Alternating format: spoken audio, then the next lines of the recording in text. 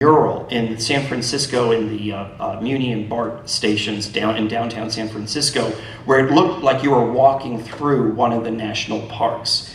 And you got Southwest Airlines and others doing niche targeted advertising to reach distinct market segments. So good creative should exist beyond just Mad Men. We appreciate it as consumers. So challenge your agencies. If you're an agency, challenge yourselves to be as creative as you can be. Social media is rivaling the use of some non-social types of media out there. You see almost as many people, or in fact more people, turning to travel rating and review websites than some news and other information websites. 1 in 5 are going to general ratings news sites. But look at this, 1 in 5 of us are influenced by the comments we read from people we know on social networks like Facebook or Twitter. 1 in 10 is influenced by a blog. So what is your social media strategy? What is your PR strategy? How is that factoring in social media? At the same time, we have to be very aware of something. As exciting as social media is, more than 1 in 3 travelers doesn't engage with it at all. 4 times the number who don't engage with traditional types of media outlets. So social media may not be for everybody here. You can't ignore it, you just have to figure out what's the right amount of attention and focus to put on it. New options are emerging for social commerce. A lot of people said social commerce would be a multi-gazillion dollar business. I'm not one of them. Social media is media, and I think it's important, and you can do some smart things out there. Facebook has introduced the new gifting option. It's starting off slowly. I think it will grow. And they're doing some suggested posts, and if you target the ad correctly, as the Meridian in San Francisco did, imagine it thought, I might like a cocktail. Hello. I signed up for that. They got my email address and all of that. So off to the Meridian I shall go. The cocktail had better be worth the $2 BART ticket. But there are some smart ways to apply this. But just be realistic, though, in what you do as you think about what the ROI is, and if an ROI really is the right metric. Social media has also become ground zero for crisis communications. And I have to tell you, I take my hats off to American yesterday. I've been in the airline business. I know what they went through. It is absolute hell on earth for anybody. They used Facebook and Twitter and other social media, I think, very, very well. Last night at around midnight Eastern, they posted a video from their CEO. He's no Bradley Cooper in any way, but I give Tom Horton credit for recording the video, explaining it, apologizing, and making a commitment that American would do its best to earn these travelers' business back. So this is a tremendous and creative opportunity for us to use social media in different ways. Buying travel online isn't new. 3 in 4 of us do it. What's interesting and what's important, it's plateauing. We've seen this happen now for several years. About 65% of the travel gets bought off online. So folks, you've got about 1/3 of the travel that gets sold face-to-face, over the phone, at a counter, whatever it may be.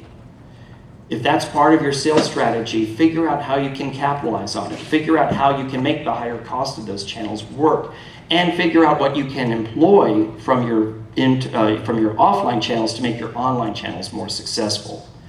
What's alarming is almost 4 in 10 people who book travel online said that in the past 12 months, they stopped at least once in the reservation process.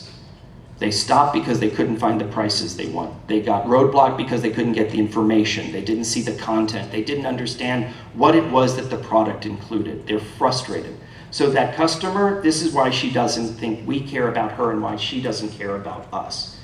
We cannot let the technology come between us and the customer. We have to think about the processes that we have.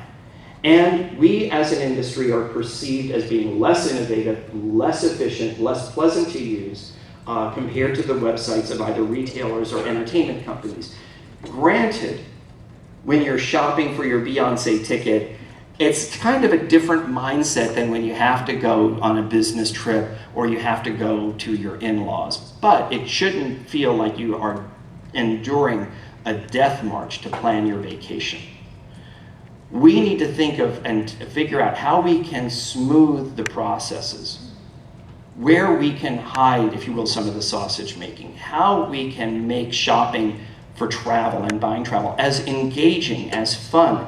Go on to websites like Saks Fifth Avenues or Target's or others. Look how they use video and descriptive content and let you compare things.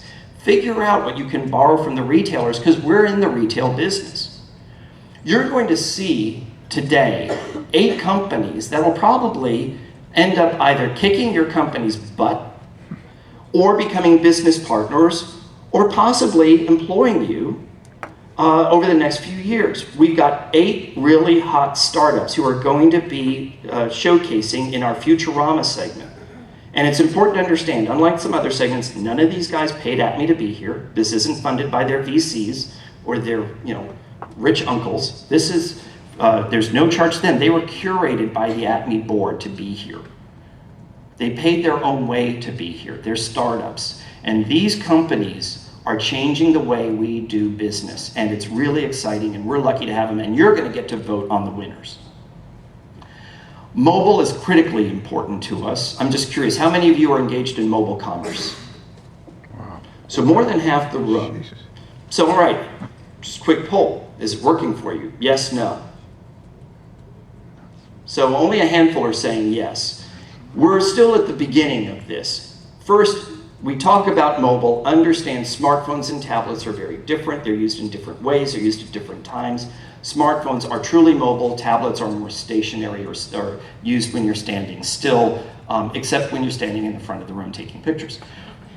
But as you see these come together, and the technology geeks coined the term phablet, which I hate, but for these devices that are in between a smartphone and a tablet, they are becoming increasingly useful to the road warrior, to the leisure traveler, to everybody.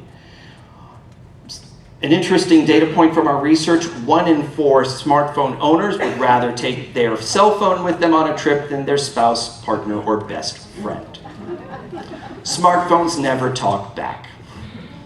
So when we think about this, I guess the good news is that 3 in 4 of us would still rather go with a human, but we clearly see a role for this mobile technology in how we lead our lives. And our industry is all about mobility. We have many opportunities to capitalize on it. Our forecast shows that by 2017, we'll have 9 in 10 travelers owning either a smartphone or a tablet.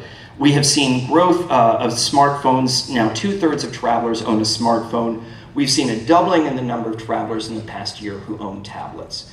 Travelers adopt consumer technologies 12 to 18 months ahead of the mainstream public. So when mobile devices come out, you can expect your customers to be among the first to have them. You have to be prepared. An app is not a strategy.